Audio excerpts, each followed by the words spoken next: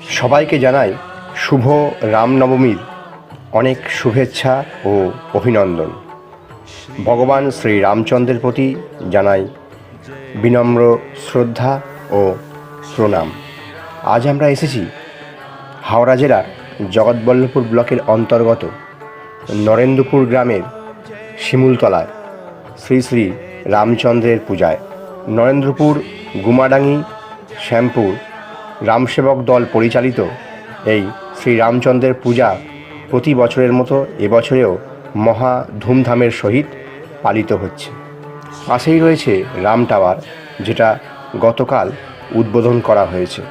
এটা হলো পশ্চিমবঙ্গের প্রথম রাম টাওয়ার। এখান থেকে নিয়মিত গ্রামের মানুষদের রাম নাম এবং হনুমান চালিসা শোনানো হবে।